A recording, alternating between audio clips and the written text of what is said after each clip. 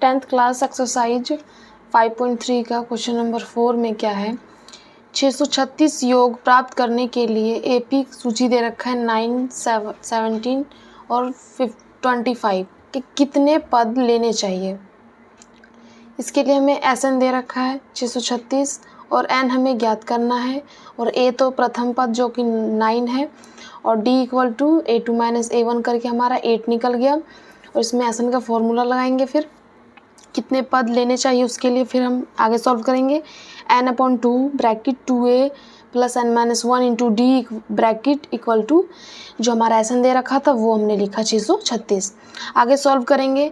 n/2 n का मान हमें नहीं दे रखा तो n सेम लिखेंगे, और 2 का 2 ब्रैकेट 2 इंटू a का मान जो है वो पुट करेंगे, n-1 n नहीं दे रखा तो सेम लिखेंगे, और d का मान जो 8 है वो, अब ब्रैकेट बंद इक्वल टू 636।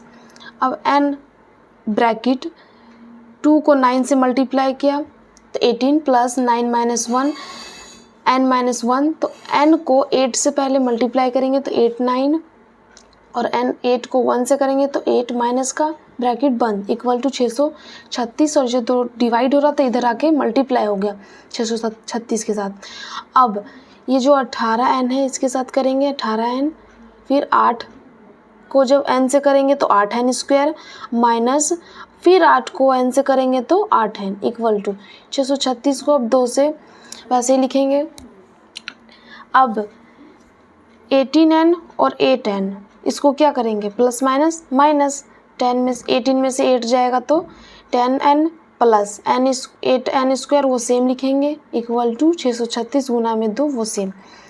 अब इसमें से हमने क्या किया, इन दोनों में से 2 हमने कॉमन ले लिया। 2 कॉमन लेने पे क्या होगा, 2 से 10 कटेगा 2 बचे 10, और 2 को 4 से करेंगे डिवाइड तो 2 चौक 8, ठीक है, और n सेम रहेगा इक्वल टू 636 गुना में 2। अब ये 2 से ये 2 कट जाएगा तो कितना बच जाएगा।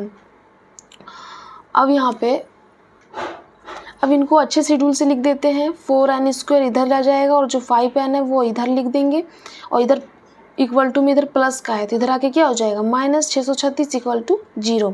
अब a का मान कितना है 4। अब इसे हम सॉल्व करेंगे आगे, ये हमारा a का मान हो जाएगा, ये b का मान और ये c का मान हो जाएगा, और इक्वल टू में 0। तो हमने a का मान 4 है, b का मान 5 है और c का मान माइनस का 636 है। इसे द्विघात सूत्र से हम फॉर्मूले से हम सॉल्व करेंगे आगे।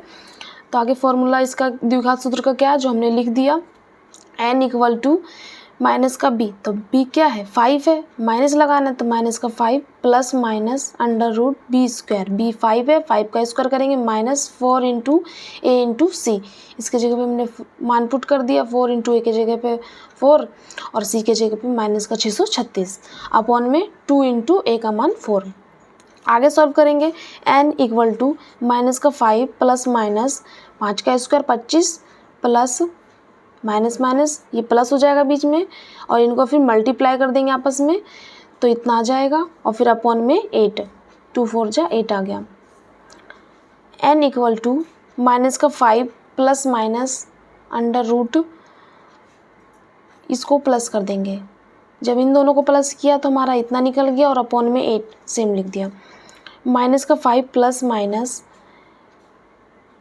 10,201 अपॉन 8 ये हमने लिख दिया, और फिर माइनस का 5 प्लस माइनस इसको हम कैसे लिख सकते हैं, हमने लिख दिया 101 गुना में 101 अपॉन में 8। आगे चलिए, n इक्वल टू माइनस का 5 प्लस माइनस 101 अपॉन 8 हो गया। अब इसको क्या करें, इसको दोनों को एक कॉमन ले लिया हमने, जिसको हमने एक बार लिख दिया, इस दोनों में से एक बार हमने लिख दिया अपॉन में 8। अब आगे n इक्वल टू, अब इसको क्या एक बार प्लस में बोला है एक बार माइनस में बोला है, तो हमने इसमें लिख दिया एक बार माइनस में और एक बार प्लस में, ये माइनस का हो गया और ये प्लस का हो गया। तो n इक्वल टू, अब इसको सॉल्व कर दो, माइनस माइनस प्लस 101 और 101 और 5 कितना हो जाएगा 106, माइनस का 106 अपॉन 8 हो जाएगा, और इधर प्लस का 101 और माइनस का 5, इसको जब प्लस माइनस करेंगे तो 96 अपॉन 8 आ जाएगा, ये कैंसिल हो जाएगा तो 12 आ जाएगा।